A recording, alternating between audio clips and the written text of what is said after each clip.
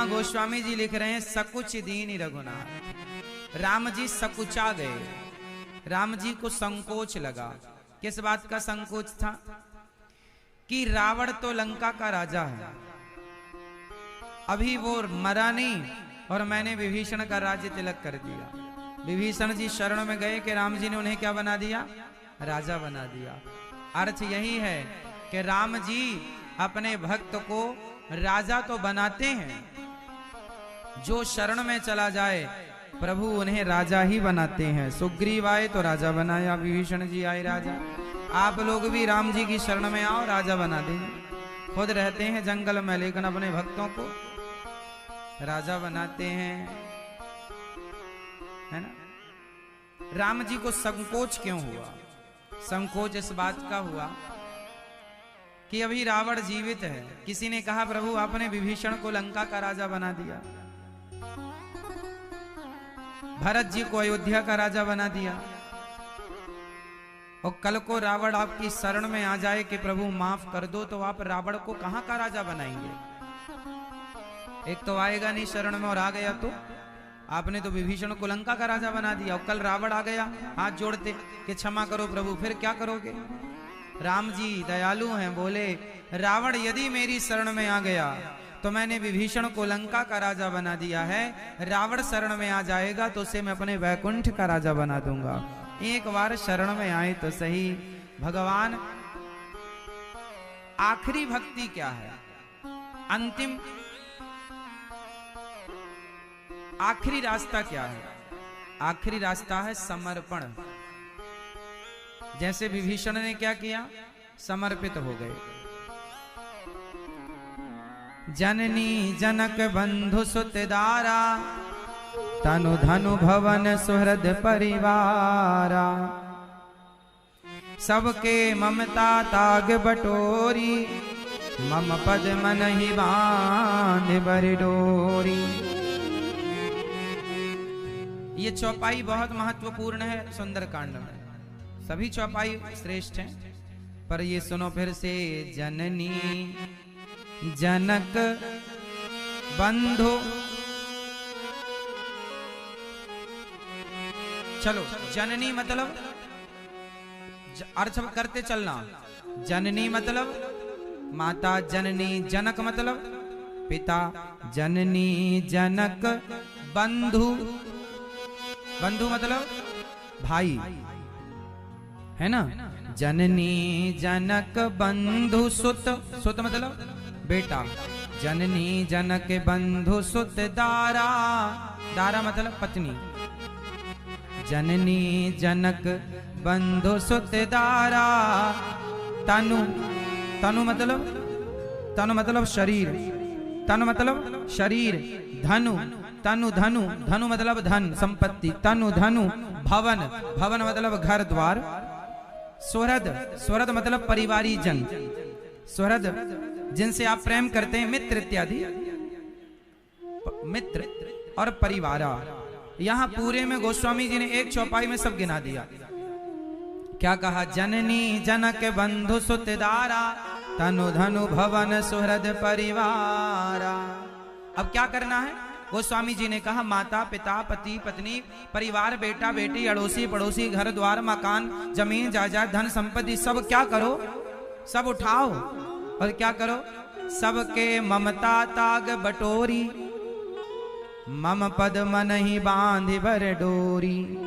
सबको एक रस्सी में बांधो। जैसे आप ये माला है, इसमें कितने पुष्प हैं बताओ? मैं ये बताओ ना मेरी माँ, कितने सारे पुष्प हैं? बहुत सारे हैं ना। बहुत सारे पुष्प तो हैं, पर धागा बहुत सारे नहीं। धागा एक ही धागा में ये सारे पुष्प गूंथ दिए गए ना। बोलो हाँ या ना।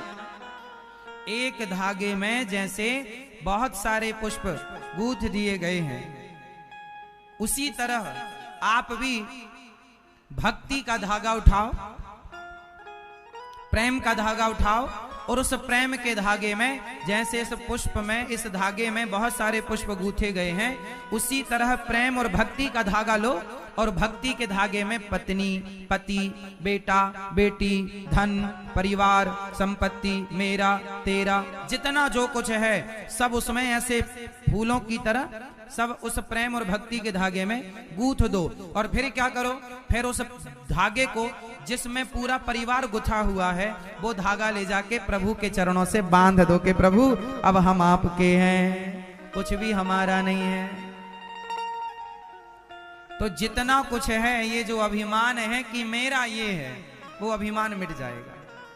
सबके ममता ताग बटोरी, सब बटोरो, बटोरना जाने, बटोर लो, बटोरो, सब बटोरो। ये ममता है जो तुम्हारी सब में, सबसे ममता हटाओ, सबकी ममता बटोरो। और मम पद, मम पद, मम मतलब भगवान कह रहे हैं, मम मतलब मेरे, पद मतलब पांव, मन ही मतलब मेरे चरणों से अपने मन की डोरी को बांध दो, अपने मन रूपी डोरी को प्रभु के चरणों में बांध दो। और जब प्रभु के चरणों से बंधी रहेगी, पतंग आकाश में उड़ती है पर पतंग किसी के हाथ में उसकी डोरी होती है, तो आप भी अपने जीवन की डोरी प्रभु के हाथ में दे दो, फिर आकाश में उड़ते रहो, कोई दिक्कत नहीं है। अब भगवान के हाथ में दोगे नहीं तो गिरने की संभावना।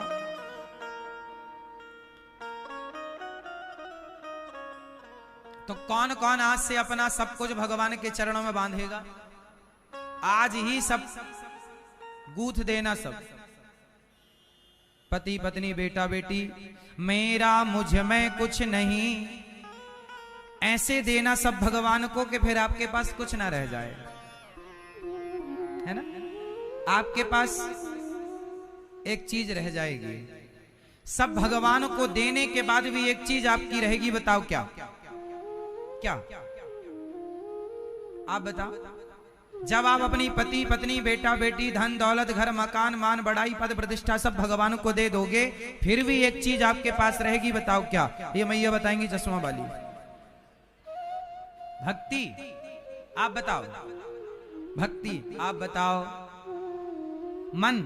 अच्छा, मन नहीं दोगी भगवान को, वही तो देना है और आप वही नहीं दे रही हो। अच्छा, मैया बताएंगी।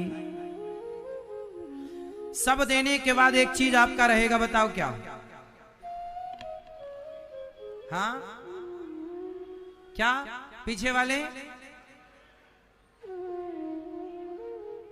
सब देने के बाद एक चीज आपकी रहेगी, वो क्या?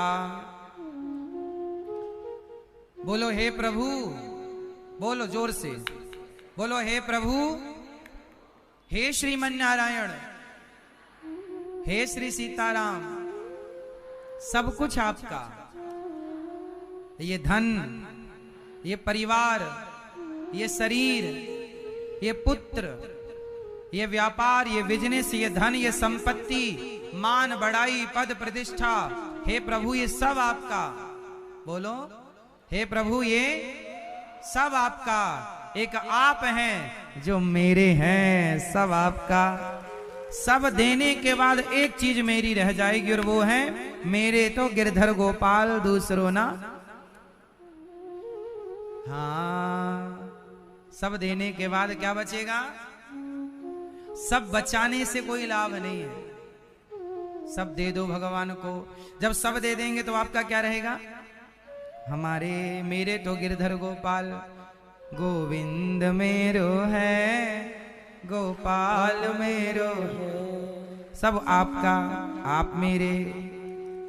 तो आज आप लोग अपने मन को सदा सदा के लिए प्रभु के पांव से बांध देंगे, कस के बांधना, छूटे ना। फिर मत कहना कि ये मेरा, फिर यही कहा करो कि भगवान मेरे हैं, बाकी ये सब कुछ अपनी सारी संपत्ति प्रभु की बैंक में जमा कर दो। और जब उनकी बैंक में आप जमा कर देंगे तो भगवान फिर अपने आप को आपके हवाले कर देंगे। जब मैं तेरे पास तो सब चाबियां तुम्हारे पास आ जाएंगे। एक बार उनका हो जाओ पूर्ण रूप से। आप सच्ची बताना, मैं आपसे नहीं सबसे सवाल कर रहा हूं, जितने लोग सुन रहे हैं आप भी ये सवाल सबसे करना। सच्ची दिल में हाथ रख के बताओ, क्या आप पूर्ण रूप से भगवान के हो पाए? सच्ची बताना, कमी कहां है? हमने ये कमी कर दी कि हम पूर्ण रूप से भगवान के ना हो पाए। जब आप उनके ना हो पाए तो वो भी आपके ना हो पाए, हिसाब बराबर है। तुम उनके हो तो जाओ, वो तुम्हारे उसी क्षण हो जाएंगे। कमी हम में, हम हो नहीं पाते, हम सब चीजें सौंप नहीं पाते। हमारे मन में अभिमान जाता नहीं, अरे ये घर मेरा, ये परिवार मेरा, ये मेरा। ये एटीट्यूड, ये अभिमान, ये मोह नहीं मिट रहा है। आपके बाप दादे, आपकी हजारों पीढ़ियां मिट गईं, लेकिन ये मोह उनमें से किसी का नहीं मिटा, और आप भी अब उसी रास्ते पर चल रहे हैं। इसलिए मैया भगवान की हो जाओ। किसके हो जाओ?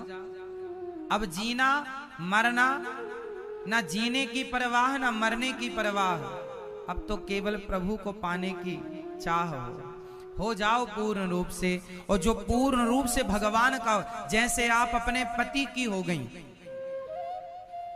आप पति की तो हो जाती हो, भगवान की नहीं हो पाती हो। आप पत्नी के तो हो जाते हो, परिवार के तो हो जाते हो, पुत्र के हो जाते हो, भगवान के नहीं हो पाते। ये कमी किसमें है? हम सब में है। किसी में ज्यादा है, किसी में कम है, पर है। पूर्ण रूप से हो जाओ। जब हो जाएंगे तो मीराबाई हो गई, नरसिंह जी हो गए, प्रहलाद जी, ध्रुव जी हो गए, अर्जुन जी हो गए तो देखो भगवान रथ चलाने लग गए, तुम्हारे ड्राइवर बन जाएंगे। नरसिंह जी का मायरा भरने आ गए, नानी बाई का हो गए ना। बस यही है। एक बार हनुमान जी हो गए। हनुमान जी किसके हो गए? राम जी के हो गए। और ऐसे हो गए कि राम जी सीता के पुत्र, सीता माँ के पुत्र हैं, ये ज्यादा लोग जानते हैं। राम जी के पुत्र हैं, ये ज्यादा लोग जानते हैं। हनुमान जी अंजनी पुत्र हैं, ये बात भी लोग जानते हैं। पर जितनी मात्रा में हनुमान जी की पहचान समर्पित, जितने वो राम जी के चरणों में हैं, राम जी के हो गए। और राम जी के हो गए तो वो सबके हो गए। हनुमान जी किस किस के हैं बताओ? आप में से किस किस के हनुमान जी हैं? जिसके हैं वो हाथ उठाओ। हनुमान जी हमारे हैं। हनुमान जी हम सबके हैं। हनुमान जी हम सबके क्यों हैं? क्योंकि हनुमान जी राम के हो गए। सोचो कि हनुमान जी राम के ना होते तो हम सबके भी ना होते। हम सबका वही हो सकता है, हम सबके दिलों में वही राज कर सकता है जो राम का हो जाए। जैसे हनुमान जी राम के हो गए, वैसे विभीषण राम जी के ना हो पाए। समझिएगा, जैसे हनुमान जी राम के हो गए, वैसे सुग्रीव राम के ना हो पाए। इसलिए हनुमान सम नहीं बड़भागी, नहीं कहूं राम चरण अनुरागी। समझ रहे हैं? इसलिए गोस्वामी जी ने हनुमान जी को कहा कि जैसे हनुमान जी राम के हो गए, ऐसे सुग्रीव भी ना हो पाए। हाँ या ना? विभीषण भी ना हो पाए। बस यही है ना, जितनी शक्कर डालोगे उतनी मिठास पाओगे, जितने हो जाओगे। द्रौपदी ने, माता द्रौपदी ने जब साड़ी दुशासन खींचने लगा तो माता द्रौपदी ने किसको बुलाया? अर्जुन, भीम, आओ, नकुल आओ, सहदेव आओ, गुरु द्रोणाचार्य जी आप आओ, पितामह भीष्म आप आओ। द्रौपदी अभी हो ना पाई भगवान की। और जब तक, याद रखना, जब तक भगवान की नहीं हुई, भगवान नहीं आई। बुलाते रहो तुम अर्जुन को, बुलाते रहो तुम भीम को और पितामह को, कोई नहीं आया। और जब दोनों हाथ उठा के हे गोविंद अब मैं आपकी हो गई, मुझे स्वीकार कर लो, जिस क्षण, जिस सेकंड वो भगवान की हुई, उसी सेकंड भगवान प्रकट होकर द्रौपदी की लाज बचाए। दूसरे सेकंड नहीं, दूसरे सेकंड भी नहीं हो पाया। उसी क्षण, उसी सेकंड तुम भगवान के हो जाओ पूरे। पूर्ण रूप से भगवान का हो जाना ही भगवान के भक्त की सच्ची भक्ति है, यही भक्ति है। माला जपना अच्छी बात है, मंदिर जाना अच्छी बात है, पर इसे माला जपने को, मंदिर जाने को भक्ति कह सकते हैं, पूर्ण रूप से भक्ति नहीं कह सकते। ये दिखावा हो सकता है, ये छलावा हो सकता है, पर मंदिर और भक्त माला जपना तब सार्थक है जब आप उनके हो गए। आप मेरा नाम जपते रहो तो क्या होगा? आप मेरे हुए ही नहीं और बस मेरा नाम जप रहे हैं। मैं अनिरुद्धाचार्य का हूं, मैं अनिरुद्धाचार्य का हूं, मैं अनिरुद्धाचार्य का हूं, जपते रहो आप, लेकिन आप मेरे हुए ही नहीं। तो जपने से क्या होगा? आपकी पत्नी जपे, मैं अपने पति की हूं, मैं अपने पति की हूं, मैं अपने पति की हूं, मैं अपने पति की हूं, और पति मांगे पानी, अरे तो पी नहीं सकते उठा के, मैं तो जाप कर रही हूं, मैं तो अपने पति की हूं, मैं तो अपने पति की हूं, मैं तो। पति मांगे भोजन, जरा रोटी लाना, अरे बना के खा नहीं सकते, परेशान है, नौकरानी हूं मैं तुम्हारे बाप की, पर मैं तो पति की हूं, मैं तो पति की हूं, मैं तो पति की हूं। लो भैया, एक पत्नी माला जप रही है, मैं पति की हूं, मैं पति की हूं, मैं पति हूं, और मान कुछ नहीं रही है। अब बताओ, इसका माला जपना सफल हुआ?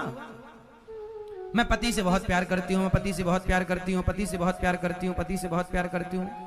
पति ने कहा जरा माँ बीमार है, जरा दवाई दे दो। हाँ, तुम तो माँ की नौकरानी बनाए रखो मेरे को, ना सास की सेवा करे, ना पति की सेवा करे, ना पति की सुने, और मैं पति से प्यार करती हूँ, मैं पति से प्यार करती हूँ, दिन भर आई लव यू का माला जपे वो। क्या होगा इससे? मैया होगा कुछ? ऐसे ही लोग दुनिया में कर रहे हैं। माला जपना बुरा नहीं है, भगवान का नाम लेना बुरा नहीं है, पर ये बताओ, आप जिनका नाम जप रहे हैं, जिनकी माला जप रहे हैं, सवाल आपसे, क्या आप उनके हो पाए? और जो पति की हो गई वो हो गई, तो उसे फिर माला जपने की जरूरत ही नहीं है, वो तो हो गई। जब मैं था तब हरि नहीं, अब हरि है मैं नाए, और प्रेम गली यति साकरी जामे दो ना समाए। मैं और तुम जब तक दो हैं तब तक अर्थ नहीं निकला, सार नहीं निकला, दोनों मिलकर एक हो जाए। और माला तुम ना जपो, अर्जुन के मुंह से कृष्ण कृष्ण नहीं निकलता था। अर्जुन जब सोया करते थे तो अर्जुन के रोम रोम से श्री कृष्ण की ध्वनि निकला करती थी। जो भगवान का हो जाएगा तो फिर वो नहीं जपेगा भगवान का नाम, भगवान खुद अपने भक्त का चिंतन करेगा और उसका रोम रोम जपेगा, श्री कृष्ण श्री कृष्ण श्री कृष्ण। अभी आप खर्राटे लेते हैं तो खर्राटे में कैसी आवाज निकलती? जब आप भगवान के हो जाएंगे ना, तो मैं लिख के दे दूं साइन करके, आप जब खर्राटे लेंगे सोते सोते भी आपके मुंह से राम राम निकलेगा, क्योंकि हो गए, डूब गए।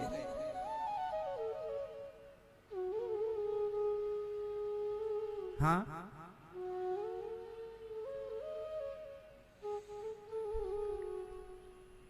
आप अपने घर में नहाते हो? घर में नहाने में और नदी में नहाने में क्या अंतर है? फटाफट उत्तर दो। घर मैया, ओ मेरी मोबाइल वाली मैया सुनो, घर में आप नहाती हो या नहाते हो? सबसे सवाल है, साइंटिफिक उत्तर देना। घर में नहाने से और नदी में नहाने से या तालाब में नहाने से क्या अंतर है? क्या अंतर है दोनों नहाने में? बताओ। घर में नहाने से और नदी में नहाने से क्या लाभ है? कौन ज्यादा अच्छा है? कौन सा स्नान सबसे श्रेष्ठ है? हाँ, नदी में। नदी में नहाना ज्यादा अच्छा है भैया, हाँ या ना? कि घर में नहाना ज्यादा अच्छा है? घर में नहाना। पहले के लोग कहां नहाते थे? आज के 50 साल पहले माता सीता कहां नहाती थी? भगवान राम कहां नहाते थे? समझो, जब हम घर में नहाते हैं तो हमारी बॉडी को जितना पानी चाहिए, नहाया क्यों जाता है? नहाने का भी साइंटिफिक रीजन है। हमारे शरीर में ये जो रोम है ना, ये रोम एक छिद्र है। हमारे शरीर में करोड़ों छेद हैं, छोटे छोटे। आप मानते हैं इस बात पर? है ना? जब आप घर में नहाते हो तो आपके शरीर में पानी जरा सी देर के लिए आता है, वो पानी को आपका शरीर उसे ग्रहण नहीं कर पाता, सोख नहीं पाता। जबकि आप अपनी बॉडी को जब नदी में डुबाते हैं तो प्रत्येक रोम छिद्र से आपके शरीर में वो पानी खींच लेती है नदी का आपका शरीर, और आपके पूरे रोम छिद्र खुल जाते हैं। आप पानी नहीं पिएंगे तो भी आपके शरीर में पानी की मात्रा पूरी हो जाएगी। पहले के लोग स्वस्थ रहते थे क्योंकि नदी में नहाने से पूरी बॉडी को प्रॉपर पानी मिल जाता है, पूरे रोम छिद्र पानी खींच लेते हैं। आपको प्रैक्टिकल करना हो तो मैं एक बात बताऊं, आप अच्छा नदी में भी जाके डूब के बाहर नहीं निकलना, 2-10 मिनट 15 मिनट तक नदी में बड़ी आनंद से एंजॉय करो, आनंद से नहाओ, डूबे रहो, अपनी बॉडी को पानी में डुबाए रखो, बार बार डुबकी लगाओ, बार बार अंदर जाओ। फिर क्या होगा? आपका शरीर जितनी भी पानी की कमी है दूर हो जाएगी, सारे रोम छिद्र खुल जाएंगे, आपकी बॉडी, आपका शरीर शुद्ध रहेगा, मीन्स स्वस्थ रहेगा। अब समझ लो, जब आप नदी के हो गए तो फिर मुंह से पानी नहीं पीना पड़ा। आपको मुंह से पानी पीने की जरूरत, आपके शरीर में रोम रोम पानी पी रहा है। और घर में आप जो शरीर को जितना पानी चाहिए मिले ही नहीं। आप कौआ स्नान करते हैं घर में, क्या बोलते हैं उसको? कौआ स्नान। पानी डाला हो गया। आजकल तो 4-4 दिन नहाते भी नहीं। समझो, हमारी शरीर का मुंह नहीं पानी पी रहा है, रोम रोम पानी पी रहा है। उसी तरह जब अपने आप को भक्ति के प्रेम के सागर में डुबा दोगे तो आपका मुंह राम राम नहीं बोलेगा, राम राम राम नाम बोलेगा, राम राम। जैसे अर्जुन जी के राम राम से श्री कृष्ण की ध्वनि निकल रही है। ये है भगवान का हो जाना, ये है भगवान का। इसलिए कभी भी नदियों में नहाने का, तालाब में नहाने का मौका मिले तो छोड़ा ना करो। तुम्हारे ऋषि मुनि कितने परफेक्ट थे।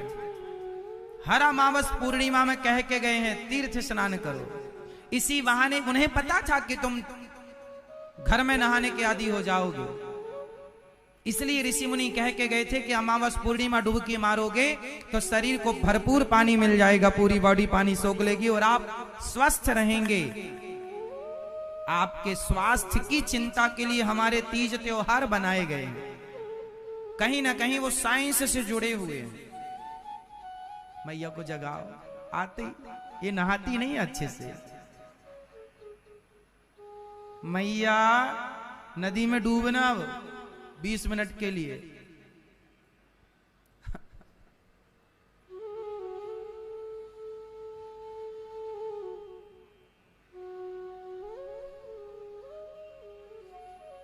तो आप किसके हो जाएंगे? सबके ममता ताग बटोरी।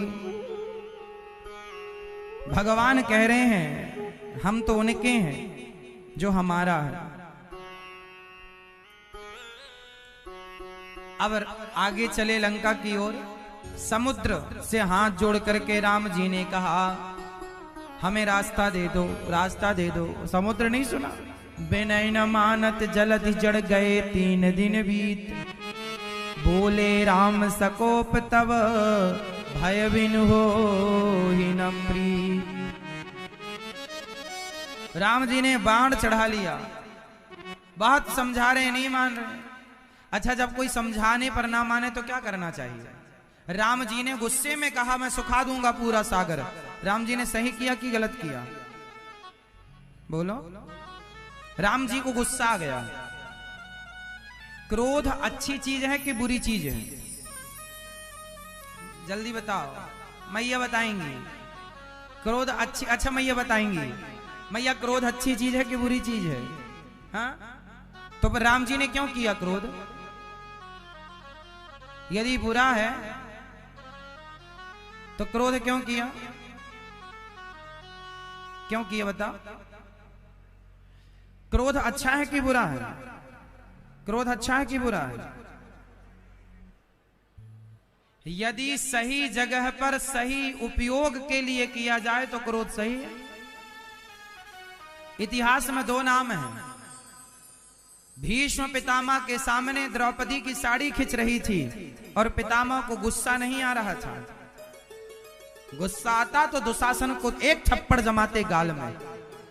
पितामह को गुस्सा नहीं आया, हाँ या ना? अच्छा बताओ, पितामह को गुस्सा आना चाहिए था कि नहीं? नहीं आया। नहीं आया तो बाणों की सैया मिल गई। और जटायु के सामने रावण माता सीता को लेकर जा रहा था। जटायु को क्रोध आया, रे रे दुष्ट ठाणकन होई, खड़ा हो जा, मेरी बेटी को तूने हाथ लगाया। पक्षी को गुस्सा आया और उस गुस्से में माता सीता की रक्षा के लिए पक्षी होकर भी उसने अपने पंख बढ़ाए, कट गया, पंख गिर गए। बाद में बात अलग है पर कोशिश तो की। क्रोध किया जटायु ने तो उन्हें भगवान के पास नहीं जाना पड़ा, भगवान स्वयं चलकर जटायु जी के पास आए। और क्रोध नहीं किया पितामह ने तो बाणों की सैया मिली। इसलिए क्रोध करना सही है पर सही जगह करो। जहां जरूरी है, जहां जरूरत है वहां क्रोध करो। शास्त्र यही दृष्टिकोण देते हैं, कहां गुस्सा करें कहां ना, यही तो विवेक है। आप कहीं भी गुस्सा करें मतलब आप विवेक शून्य। विवेक कहां से आएगा? बिनु सत्संग विवेक ना हुई। क्या निर्णय लेना है, क्या नहीं लेना, क्या बात करना है, क्या नहीं करना, कैसा व्यवहार करना, कैसा, यही ज्ञान के लिए वेद पुराण है, शास्त्र है, सत्संग है, गुरु है। पर आजकल हम पढ़े लिखे बच्चों को जो पीएचडी कर ले उनको व्यवहार करना ना आए। कल ही आपने सुना कि एक माँ जिनकी आंखों में दिखाई नहीं पड़ता, उनकी बेटी ने पीएचडी की, पढ़ी लिखी बेटी है, और अपनी माँ को घर से उसने निकाल दिया। आज मुझे मैया बता रही थी कि दामाद जी कहा करते थे कि इसे सब दिखता है, नाटक कर रही है। अंधी मैया जिसे दिखता नहीं है उसे आरोप ये लगाया जाता कि तुम्हें सब दिखता, तुम नाटक कर रही हो, और ये कह के घर से निकाल दिया जाता। कौन लोग निकाल रहे हैं? जो पढ़े लिखे हैं, पीएचडी कर रहे हैं, कर चुके हैं। अब बताइए अर्थ क्या है? शिक्षा क्या है? शिक्षा का मतलब क्या हुआ? आप पढ़े लिखे हैं, कागजों में डिग्रियां हैं आपकी, रियल जिंदगी में आपके संस्कार क्या हैं? अब संस्कार से आपकी पढ़ाई बिल्कुल मिसमैच कर रही है, कोई संबंध नहीं है। पहले की शिक्षा क्या थी? व्यवहार कैसे किया जाता है, और इसके लिए सत्संग करना चाहिए। आज बच्चों के पास शिक्षा है, संस्कार नहीं है, हाँ या ना? शिक्षा है।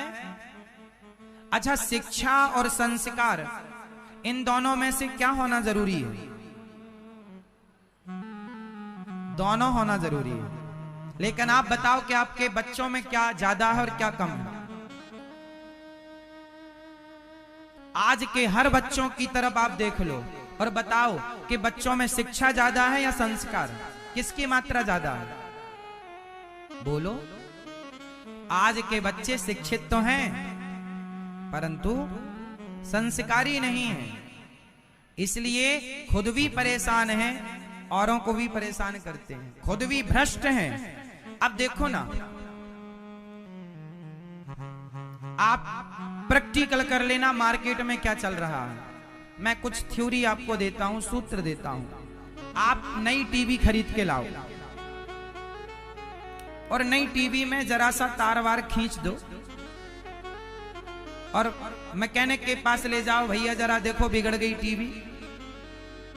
तो वो टीवी बनाने वाला जरूर फॉल्ट बता देगा कि 10-20 हजार का खर्चा है इसमें, जबकि जरा 2 रुपए का तार टूटा है। उसे पता है कि मिस्टेक कुछ नहीं है, पर उसे लग रहा है कि कमा लूं। आप फ्रिज के तार तोड़ के ले जाओ, वो जरूर बता देगा कि इसकी हवा निकल गई, कंप्रेसर उड़ गया, ये उड़ गया, वो उड़ गया। कुछ नहीं उड़ा, लेकिन उससे वो बैठी कमाने के लिए। आप पंचर वाले की दुकान में जाओ, नया ट्यूब टायर खरीद के जाओ, और आप वहां नहीं होंगे ना तो खुद छेद कर देगा अपने से दो। सबके लिए ये बातें नहीं है, पर बहुत लोग ऐसे हैं बाजार में। मतलब लोग मौका नहीं छोड़ रहे हैं। ये शिक्षा तो है, पर ये शिक्षा में क्या नहीं है? संस्कार। संस्कार होते तो आदमी बेईमान ना होता। संस्कार क्यों जरूरी है? संस्कार आपको बेईमान नहीं होने देता। यहां 1 लाख रुपए पड़े हों और मैं संस्कारी हूं तो मैं 1 लाख छूंगा भी नहीं, और यदि संस्कार नहीं है तो आदमी उठा लेगा। संस्कारहीन व्यक्ति बेईमान होगा, लिख के रख लो। संस्कारहीन व्यक्ति बेईमान होगा। और संस्कार क्या करता है? ईमानदार बनाता है, सच्चा बनाता है, झूठा नहीं। आज की शिक्षा आपको झूठ परोस रही है, और आप पढ़े लिखे बच्चे झूठ बोल रहे हैं, धोखा दे रहे हैं, छल कर रहे हैं, निंदा चुगली में लगे हैं। हमारे संस्कार हमें हरिश्चंद्र बनाते हैं। हमारे संस्कार हमें, बोलो क्या बनाते हैं? हरिश्चंद्र। हमारे संस्कार हमें राम बनाने की शिक्षा देते हैं। इसलिए आज के बच्चों को शिक्षा के साथ क्या जरूरी है और क्या नहीं दे रहे हैं आप लोग? केवल शिक्षा। डिग्री ले ले बेटा, डिग्री। फिर क्या करना? डिग्री में दाल चावल मिला के खा लेना, अचार रख लेना डिग्रियों का। क्या करेंगे? जब आपका पढ़ा लिखा बेटा आपको घर से निकाल देगा तो क्या करेंगे आप डिग्रियों का? आपको बेटों की डिग्री चाहिए या बेटों से सेवा की उम्मीद है आपको? एक बात बताओ, जलेबी